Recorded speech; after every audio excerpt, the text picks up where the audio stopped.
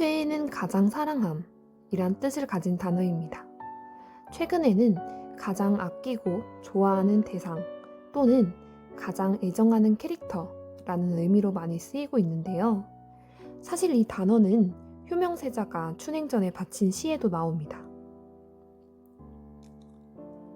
빙절월하보 나수무풍경 최애화전태 청춘자임정 고울사 달빛 아래 걸으니 비단 옷소매에 바람이 일렁이네 꽃앞이 자태가 참으로 사랑스러우니 청춘의 정을 맡기려네.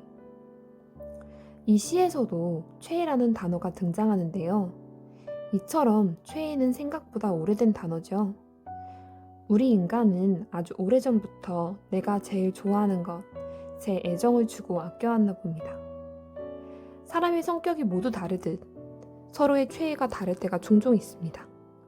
수많은 히어로들이 등장하는 히어로물을 보면서 서로 가장 좋아하는 등장인물을 가리키고 얘가 내 최애야 라는 말을 자주 합니다.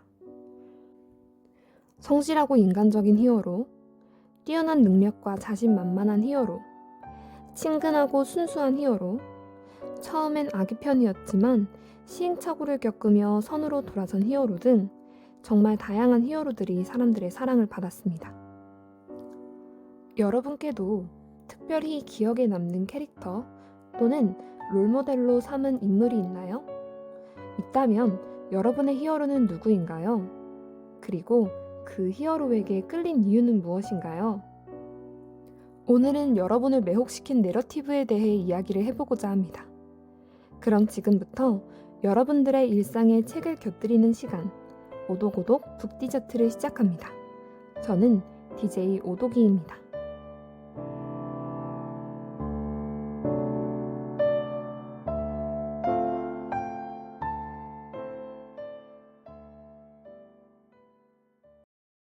안녕하세요. 오독오독 북디저트입니다. 이번 7화에서는 세상은 이야기로 만들어졌다 라는 책을 가지고 왔습니다. 이 책은 국립중앙도서관 2월 사서추천 도서에 선정된 책이에요. 특히 이동진 평론가님께서 2023년 베스트 도서 3권 중 한 권으로 이 책을 선정하시면서 유명해진 책이기도 합니다. 많은 분들이 좋다고 평가해 주셨지만 사실 저는 이 책을 별로 읽고 싶지 않았습니다. 책이 정말 두꺼웠고요. 또 어떤 분이 총균세에 버금가는 책이라고 하셔서 책을 읽기 전부터 겁이 많이 나더라고요. 그렇지만 저희 독서클럽에서 이 책을 2월의 도서로 선정을 하면서 어쩔 수 없이 이 책을 읽게 되었습니다. 2월에 읽은 책을 10월에 가져와서 많이 늦어지긴 했는데 어쨌든 처음엔 읽기 싫었는데요. 막상 읽고 난 뒤엔 역시 추천을 많이 받은 글은 다르구나 라는 생각이 절로 들었습니다. 그래서 오늘 여러분께도 기쁜 마음으로 이 책을 소개해 드릴 수 있게 되었습니다. 그럼 지금부터 이야기에 대한 이야기를 오독오독 북디저트에서 다뤄보겠습니다.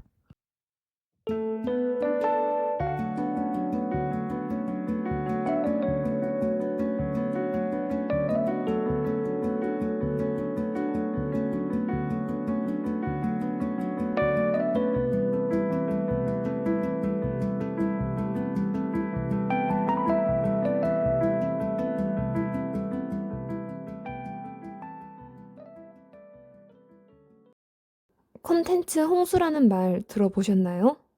OTT, 개인 SNS 등을 통해 콘텐츠 제작의 문턱이 낮아지면서 너무나도 다양하고 많은 수의 콘텐츠가 홍수처럼 쏟아진다며 생긴 말입니다. 사실 이 오독오독 북디저트와 오독오독 독서노트도 콘텐츠의 홍수라는 흐름을 타고 만들어진 여러 콘텐츠 중 하나죠. 그런데 이 콘텐츠가 가진 힘에 대해서는 제가 깊게 생각해 본 적이 없는 것 같더라고요. 조금 오버해서 이야기하면 팔짱을 살짝 끼고 어디 날 재밌게 해봐 라는 태도로 콘텐츠를 대했던 것 같습니다. 세상은 이야기로 만들어졌다에서는 우리가 미처 깨닫지 못했던 또는 잠시 잊고 있었던 콘텐츠의 힘에 대해 이야기를 하는데요. 저자의 말을 함께 들어보시죠.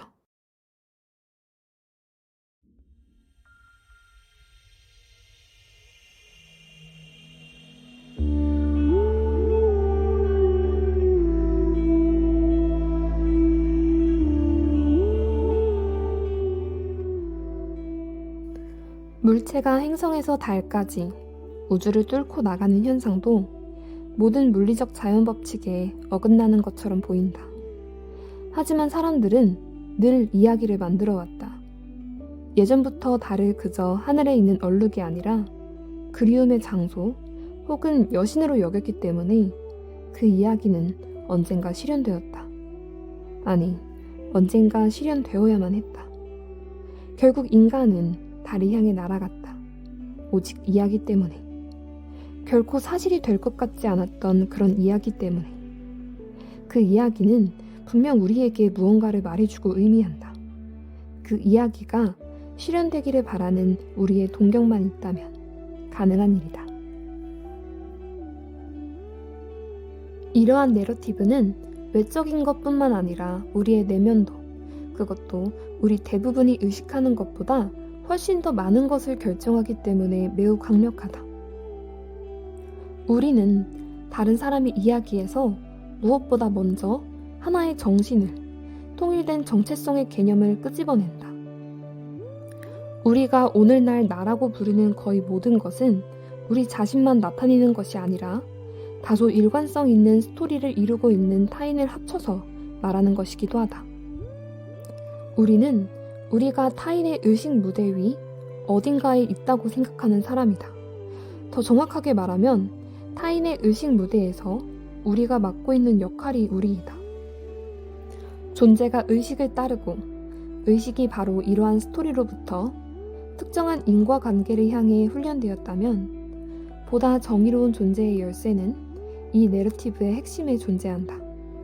우리가 자기 스토리텔링의 형식과 내용을 밝히고 변화시키면 세상을 밝히고 변화시키게 된다. 그리고 이것은 세상 안에 인간이 존재한다는 의미다.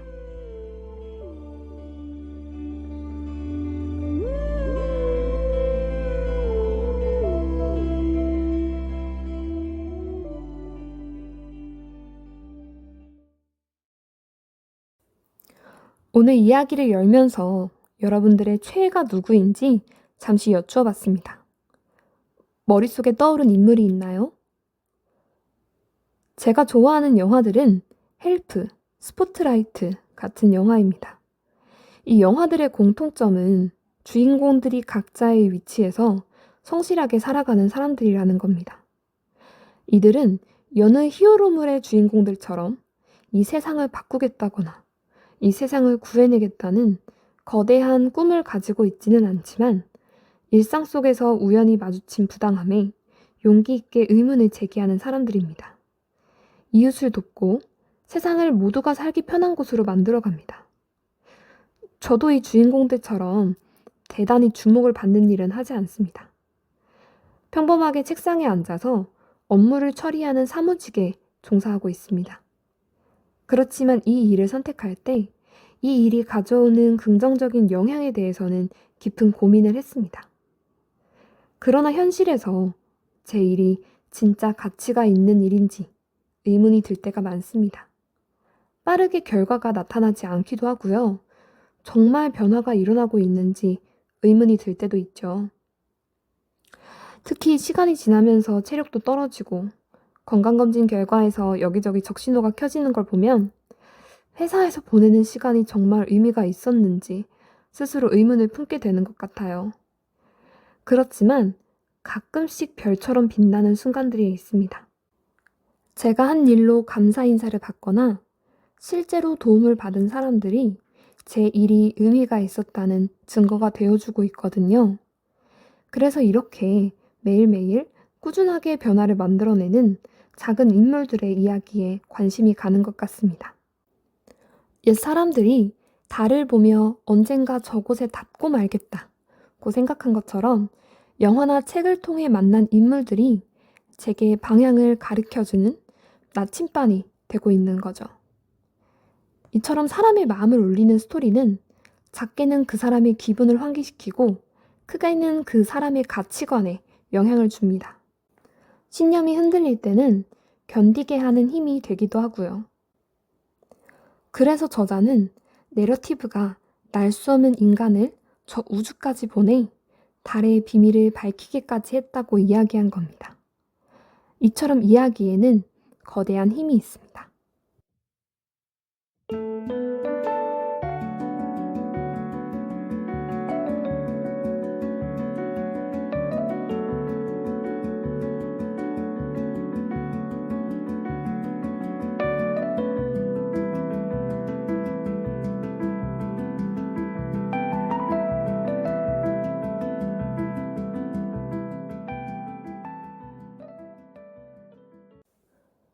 요새 우리에게 가장 영웅시되고 있는 인물은 어떤 인물일까요? 저는 능력으로 성공한 인물들이 현대사회에서 가장 주목받는 영웅이 아닐까 생각합니다. 우리가 어렸을 때부터 학교에 들어가기 시작하면서부터 귀에 딱지가 않도록 듣는 말이 있죠. 열심히 공부해서 훌륭한 사람이 되어라. 여기서 말하는 열심히 공부하다가 정말 공부를 열심히 하는 것이면 참 좋을 텐데, 실제로는 열심히 공부해서 시험에서 높은 점수를 받고 그 점수를 통해 사회적으로 인정받는 학교에 가 돈을 많이 버는 사회의 주역이 되어라 라는 의미에 조금 더 가까운 경우가 많죠. 저도 한국 사회에서 성장한 사람으로서 이런 이야기를 정말 많이 듣고 자랐고, 항상 열심히 공부해서 상위 몇 % 안에 들고자 노력했습니다. 그러나 퀘스트를 달성할수록 정말로 나에게 보상이 돌아오는지 의문이 들더라고요. 퀘스트 하나를 달성하면 바로 다음 퀘스트가 뒤따라오고, 열심히 노력했다고 해서 불행을 100% 피해가는 것도 아니더라고요. 특히 회사에서 열심히 일하던 선배들이 갑자기 병에 걸려 휴직을 하거나 회사를 그만두는 모습을 보면서 의문을 품기 시작했습니다. 거기에다가 그 선배들에게 그러니까 운동을 좀 열심히 하지 그랬어. 그러니까 잠도 좀 자면서 일을 했어야지. 그러니까 인스턴트 식품 먹는 습관을 바꿨어야지. 라면서 열심히 잘을 외치는 사회를 보는 게 제게 너무 큰 상처로 남았습니다. 제가 이때 느낀 의구심이 세상은 이야기로 만들어졌다에 잘 정리되어 있는데요. 그 구절을 공유해 드리겠습니다.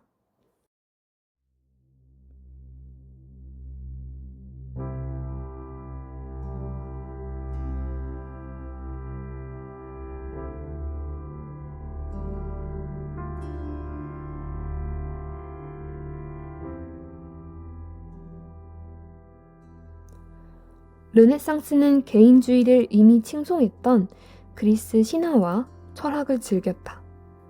계몽주의는 이러한 개인주의를 결정적으로 발전시켰다. 인간의 운명에 대한 책임을 신에게 돌리는 이야기를 포기하고 세상에서 우리의 위치가 출생에 의해 결정되어야 한다는 믿음을 버린 후부터 우리는 실용주의적 현실주의를 받아들이게 되었다. 말하자면 성공과 실패가 부지런함과 재능의 결과라고 생각했다. 우리는 노력과 성과를 근거 삼아 어떤 사람들은 출세하고 어떤 사람들은 궁핍하게 산다는 사실을 점점 더 받아들였다. 새로운 지배 권력도 더 이상 출생에 따라 결정되는 것이 아니라 그 직책에 마땅한 사람에게 주어졌다. 서구의 성과주의 사회의 모든 경제적, 사회적 자기서사는 이러한 능력주의의 내러티브, 일을 통한 성공에 기반을 두고 있다. 아마도 이것은 오늘날 가장 영향력 있는 어른 동화일 것이다. 우리의 잠재적 성공에 대한 믿음, 우리 성공에 대한 책임이 전적으로 우리에게 있다는 믿음은 우리의 전체 사회 시스템, 특히 경제에 득이 된다. 내가 직업적인 자기 효능감을 느낄 때 비로소 일을 위해 매일 일어나고 초과 근무를 하고 감정적 육체적으로 힘을 소모하고 좋아하지 않는 업무를 해결할 수 있다. 무엇보다 일을 하면서 보람을 느낄 수 있기 때문이다. 영웅이 되고 싶은 인간으로서 우리는 괴물과 맞서야 성공의 영광을 누릴 수 있다고 믿는다. 능력주의라는 용어는 1958년 마이클 두롬 영이 자신의 저서 능력주의의 부상에서 풍자적인 개념으로 처음 사용하였으며 비굴하게 성과에 집착하고 하이퍼포머, 즉 고성과자의 폭정에 지배하는 2033년 사회의 억압적인 이미지를 표현했다. 비록 마이클 영은 능력주의를 조소적으로 표현했지만 이 개념은 더 정의로운 사회 질서라는 긍정적인 의미의 약속으로 발전했다. 왜냐하면 역으로 생각해보면 능력주의는 왕국이 없는 사람은 자기 자신에게 잘못이 있다는 것을 의미하기도 한다. 많은 사람이 괴물을 물리칠 기회조차 얻지 못하거나 도전에 사용할 무기로 고작 뭉툭한 막대기만 손에 쥐게 된다는 사실은 함께 고려되지 않는다. 마이클 영은 2001년에 다음과 같은 사실을 씁쓸하게 확인했다. 나는 가난하고 불우한 사람들이 나락으로 떨어질 것이라고 예상했고 실제로 그렇게 되었다. 업적을 무척이나 중시하는 사회에서 업적이 없다는 평가를 받는 건 정말로 괴로운 일이다. 하층 계급이 이처럼 도덕적으로 무방비하게 노출된 적은 없었다. 능력주의적 관점은 교육, 직업, 인간관계로의 접근이 모든 사람에게 동등하게 제공되지 않는다는 사실을 인식하지 못한다. 공정하다는 착각, 능력주의는 모두에게 같은 기회를 제공하는가의 저자이자 철학자 마이클 제이 샌델은 이러한 어른 동화에 대해 성찰할 것을 촉구한다.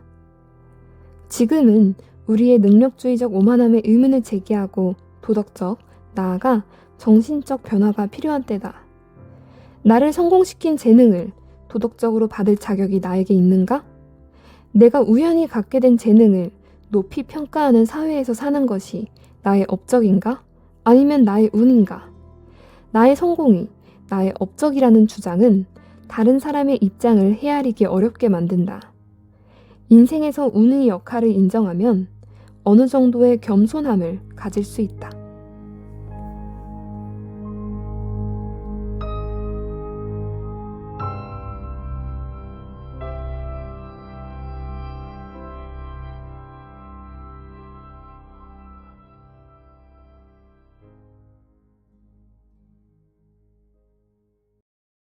예전에는 불행을 목격하면 이건 소수의 이야기이고 거기까지 생각하기에는 내가 너무 힘들고 바빠 라고 생각했습니다. 그렇지만 운 좋게 여러 불행을 피하는 데 성공해도 생이 마지막에 다다르면 모두 사회적 약자가 되어버리고 맙니다. 우리 모두 노인이 되어버리고 마니까요. 올해 트렌드 중에 하나가 바로 저속 노화라고 합니다. 노화 방지를 위한 뷰티 팁, 식이요법이 잡지, 유튜브 영상, 인스타 릴스, 여기저기에서 보여요. 노력을 통해서 가난을 벗어날 수 있는 것처럼 노력을 통해서 노화를 벗어날 수 있는 것처럼 이야기를 만들어내고 있는 거죠. 이제는 노화, 동안마저도 사회적 성과의 하나로 취급을 받고 있는 겁니다. 그렇다면 이제 노화를 제대로 관리하지 않은 사람은 다이어트를 하지 않는 사람이 게으르다는 인식을 받는 것과 마찬가지로 게으르고 자기 관리에 소홀하다는 평가를 받게 되겠죠. 마이클 드롬령이 말한 것처럼 도덕적으로 악하다는 평가를 받는 것입니다. 마이클 샌델 교수가 말한 것처럼 우리는 그저 돈 많은 사람이 대우를 받는, 날씬한 사람이 대우를 받는, 젊고 어려 보이는 사람이 대우를 받는 세상에 태어난 것뿐입니다. 그리고 무엇을 달성했든 그 목표를 달성할 수 있는 요건을 가지고 있었던 것이죠. 노력을 폄하하고 싶지는 않습니다. 그렇지만 나는 노력을 했고 그렇기 때문에 내 성과는 정당하다. 나보다 성과가 적은 사람은 나보다 노력을 하지 않은 것이다. 라며 성취가 함부로 남을 평가하는 태도로 이어지는 것을 우리는 주변에서 여러 번 봤습니다. 병에 걸리는 것은 건강을 열심히 챙기지 않아서고 승진에 누락되는 것은 일에 충분히 매진하지 않아서다. 같은 말을 여러분들도 들어본 적 있지 않으신가요? 우리는 지금 거대한 능력주의 내러티브에 휩싸여 있습니다. 이 내러티브는 우리를 자기 개발에 매진하게 해 더 나은 내일을 꿈꾸게 합니다. 동시에 약자들을 소외시키고 레이스에서 탈락한 자기 자신을 혐오하게 합니다. 이 사례를 통해 책이 말하고 싶은 것은 내러티브를 마냥 받아들이거나 또는 부정하는 태도를 경계하라는 것으로 보입니다. 왜 이 내러티브가 나왔는지, 이 내러티브가 의미하는 것은 무엇인지, 이 내러티브가 나 그리고 내 주변과 사회에 어떤 영향을 미치는지 한번 생각해보는 자세가 필요하다는 것을 이 책은 말하는 것입니다.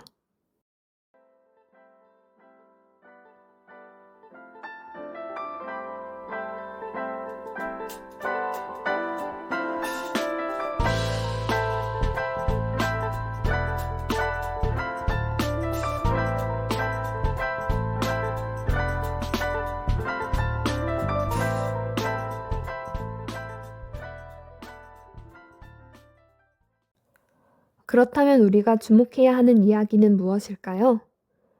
세상은 이야기로 만들어졌다 저자는 우리가 환경에 대한 이야기에 주목을 해야 된다고 말합니다.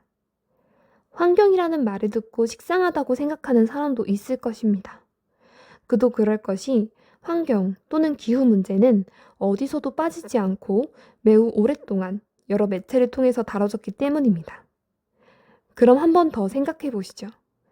그렇게 여러 번 다뤄졌음에도 불구하고 개선되기는커녕 우리의 미래가 더욱 암담해지는 이유는 무엇일까요?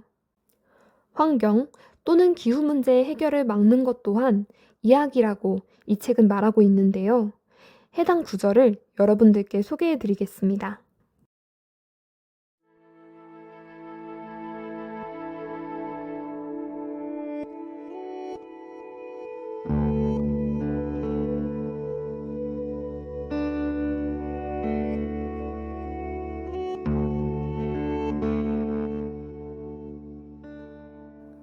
우리는 기하급수적으로 악화하는 위기 속에서 인간의 가장 큰 문제에 이르게 된다.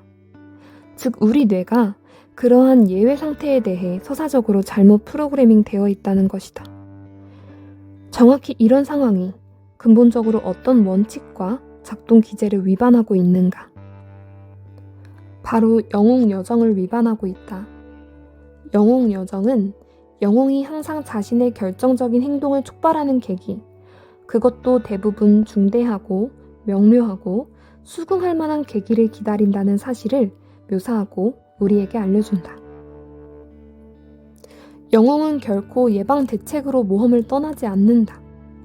상황이 나빠지기 전에 어느적으로 예방적으로 도전을 극복할 수 있다면 그것은 모험이 아닐 것이다. 이미 예견된 예방책으로 세상을 바꿀 수 있다면 그는 영웅이 아닐 것이다.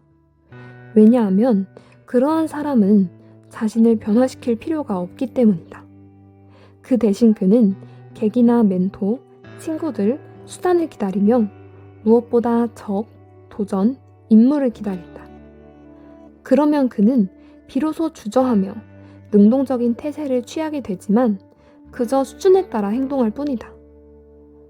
그는 종종 모든 것을 내동댕이 치고 싶고 오로지 생명을 위협하는 절박한 문제만이 그를 다시 행동하게 강요한다.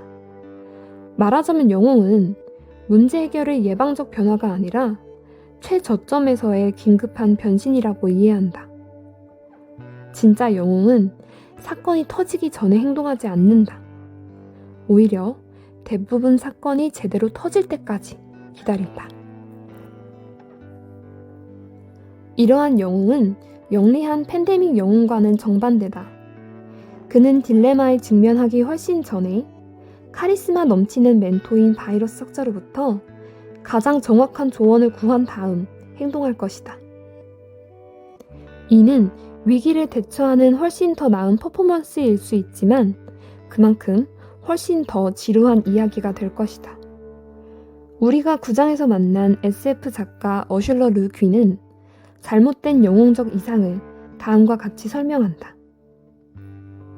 우리는 쓸데없는 영웅적 반항에는 찬사를 보내면서 참을성 있는 저항은 비웃는다.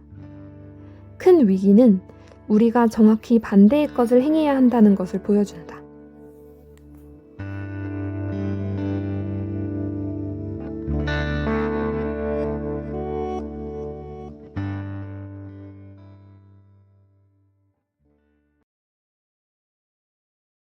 개인적으로 이 책을 통틀어 가장 흥미로운 부분이었습니다.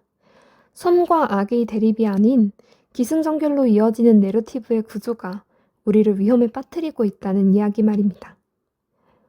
그럼 이 문제를 해결하기 위해 우리가 할 수 있는 것은 무엇이 있을까요? 6월에 서울국제도서관을 돌아다니다가 카메라로 지구를 구하는 방법이라는 책을 발견했는데요.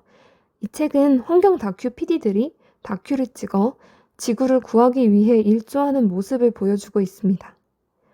환경 다큐 PD들이 자신의 직업을 통해 지구 시민으로서의 소임을 다하는 모습을 보면서 우리도 헬프의 유지니아가 스포트라이트의 기자들이 그랬던 것처럼 내 위치에서 제 역할을 다 해야 하는 건 아닐까? 라는 생각이 들었습니다.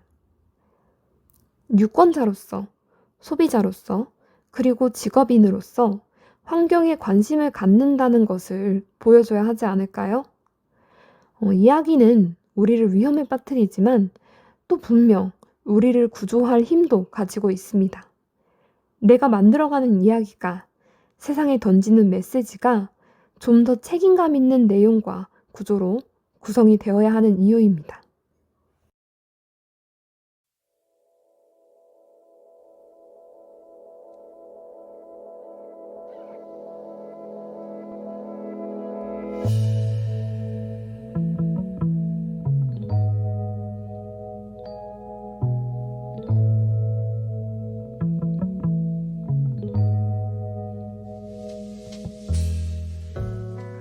오늘도 여러분들께 세상은 이야기로 만들어졌다 라는 책을 소개해드리는 시간을 가졌습니다. 이야기에 사람이 왜, 어떤, 어떻게, 얼마나 영향을 받는지 다루는 책인 만큼 평소 아무 생각 없이 받아들이던 이야기들에 대해 한 번 더 생각해 볼 수 있었던 계기가 되었던 것 같습니다. 요새 독서가 트렌디해지면서 책을 어떻게 읽어야 하는지에 대한 관심도 늘어나는 것 같습니다. 특히 이번에 한강 작가가 노벨 문학상을 수상한 만큼 책 속에서 무엇을 찾아야 하는지 궁금해하시는 분들도 많아질 것 같습니다. 이 책을 읽으신 분들이라면 책에서 다룬 내용을 그대로 받아들이는 것이 아니라 이 책이 쓰여진 당시의 상황에서 그리고 현재에서 어떤 의미를 가질까 한 번 더 생각해 보실 수 있을 것 같습니다. 이 책이 500페이지가 넘는 만큼 정말 방대하고 다양한 내용을 다루고 있고 오늘 다룬 내용은 정말 세 발의 피입니다. 때문에 2월에 이 책으로 지정독서 모임을 할 때에도 많은 이야기가 오고 갔습니다. 독서 모임 때 했던 질문들은 오독이 블로그에 올려둘 테니까요. 이 책에 대해서 어떤 이야기가 오고 갔는지 궁금하신 분들은 블로그에 방문해서 한번 확인해 보시기 바랍니다. 그럼 달콤 쌉싸름한 오독오독 북디저트 7화 세상은 이야기로 만들어졌다. 함께 해주셔서 감사합니다.